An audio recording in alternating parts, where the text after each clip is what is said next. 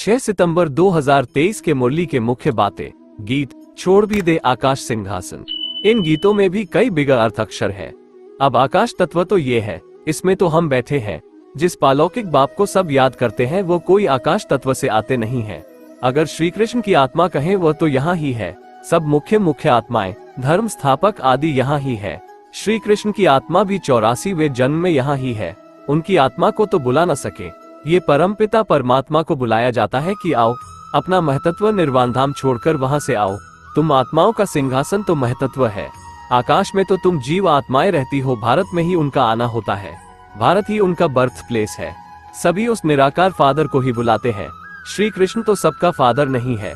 और मुरली जो दिखाते हैं वो कोई काठ की तुतारी तो नहीं है जो श्री कृष्ण के हाथ में देते हैं। मुरली तो वास्तव में ज्ञान की है। परमपिता परमात्मा ज्ञान सागर है तो जरूर अपने बच्चों को ज्ञान देंगे। इनमें सब लक्की सितारे आ जाते हैं। ज्ञान सूर्य, फिर ज्ञान चंद्रमा, ये ब्रह्मा हुए। फिर चाहिए ज्ञान चंद्रमा के नजदीक एक सितारा जो चंद्रमा के सामने खड़ा रहता है। वो बहुत तीखा होता है, उनको ज्ञान लक्की सितारा कहेंगे। उनका नाम सरस्वती रखा हुआ है। सरस्वती बेटी हो गई ना। तुम समझा सकते हो लांग एगो यानी 5000 वर्ष पहले इस भारत में देवी देवताओं का अखंड अटल सुख शांति में राज्य था और कोई राज्य नहीं था। यह अक्षर कोई विद्वान आचार्य कह नहीं सकते। सच्चा ज्ञान प्रायः लोप हो जाना है और साथ साथ शास्त्र भी सब प्रायः लोप हो जाएंगे। सतयुग त्रेता में शास्त्र होते नहीं, फिर कल्प पहले जैसे द्वापर से बने थे वैसे बनने लग पड़ेंगे। ये है भक्ति मार्ग की सामग्री। भक्ति का भी बाबा ने बताया है कि पहले होती है अव्यभिचारी भक्ति, फिर रजोगुणी व्यभिचारी भक्ति, फिर व्यभिचारी तमोगुणी भक्ति। जैसी जैसी भक्तों की अवस्था वैसी भक्ति भी हो जाती है। ये गुह्य राज बहुत समझने लायक है।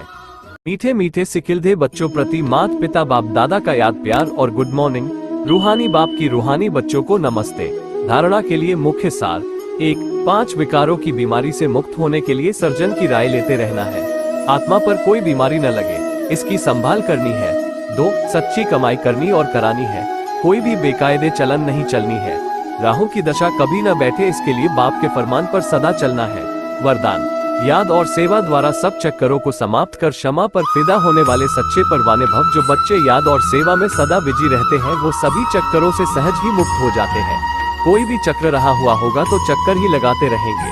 कभी संबंधों का चक्कर, कभी अपने स्वभाव संस्कार का चक्कर। ऐसे व्यर्थ के सभी चक्कर समाप्त तब होंगे जब बुद्धि में सिवाय क्षमा के और कुछ भी ना हो। क्षमा पर फिदा होने वाले क्षमा के समान बन जाते हैं। ऐसे फिदा होने वाले अर्थात समा जाने वाले ही सच्चे परवाने हैं।